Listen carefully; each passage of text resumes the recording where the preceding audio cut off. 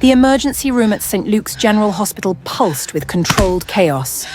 Monitors beeped in urgent rhythm while nurses moved between gurneys with practiced efficiency. Maya Brooks bent over a patient whose leg was mottled with angry red streaks spreading toward his groin. The tissue around the infection looked wrong, not just infected, but dying. "Dr. Hale," she called to the senior surgeon reviewing charts nearby. "This patient needs immediate surgical consult. I think we're looking at necrotizing fasciitis." Dr. Richard Hale barely glanced up from his tablet. His expensive watch caught the fluorescent light as he waved dismissively. You can't just ignore protocol. Hey, someone. I am not ignoring protocol. I am trying to save a life. "You think?"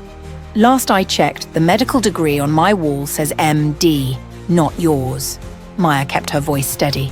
"Sir, every hour we wait increases the mortality risk. The tissue is already—" "Stay in your lane, nurse." Hale's voice cut through the ER chatter, drawing eyes toward them. "I'm trying to save his life." Maya's brown eyes held Hale's stare without flinching. What happened next seemed to move in slow motion.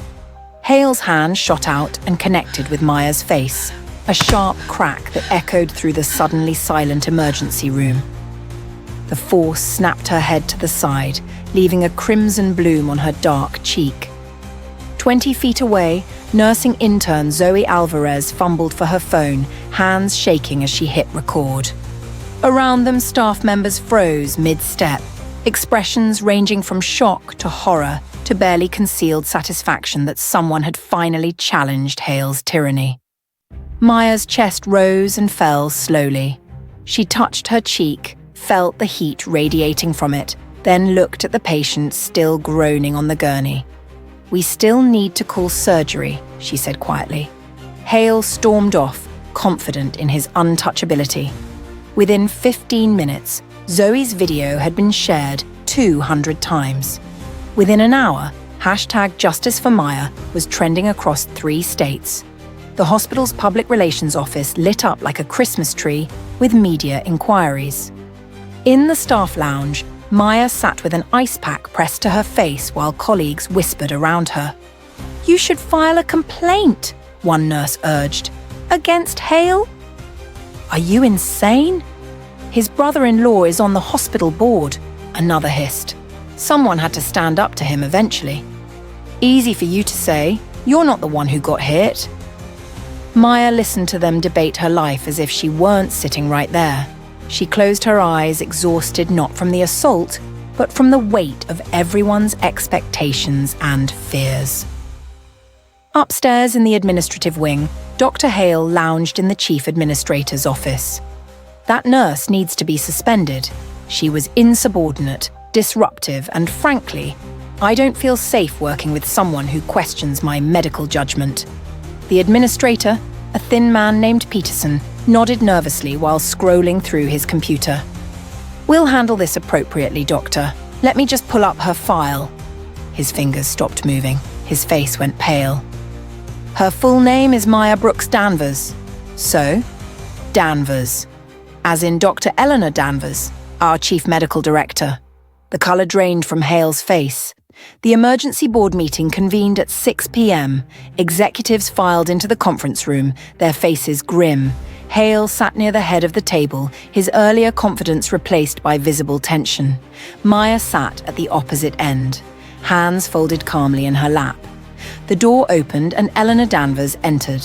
She wore a crisp navy suit and carried herself with the quiet authority of someone who'd built her career on excellence, not intimidation. Her eyes swept the room before landing on her daughter's bruised face. "Before we discuss damage control," Eleanor said, taking her seat at the head of the table, "perhaps someone can explain why my daughter was assaulted while trying to do her job." Hale opened his mouth, then closed it. Peterson cleared his throat. "Dr. Danvers, we're still gathering facts.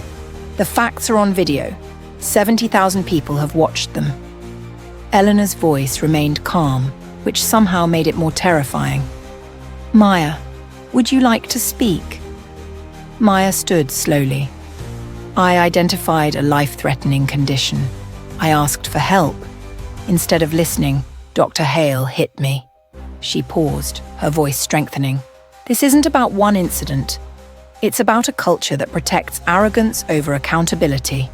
How many other nurses have been silenced because they were afraid of what happened to me? The room sat in thick silence. Eleanor nodded.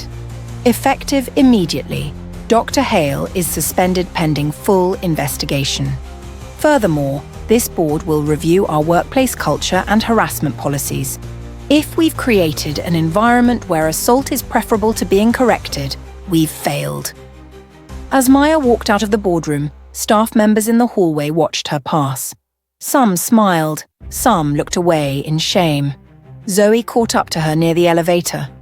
"You didn't even yell," Zoe said with wonder. "But you changed everything." Maya smiled gently. Change doesn't start with noise. It starts with courage. The hospital corridor stretched before her, and she walked it with her head high, unbroken, unstoppable, and finally heard. Outside, news vans were already setting up, ready to tell the story of what happens when silence transforms into justice. If this story moved you, hit that subscribe button and drop a comment below sharing your thoughts.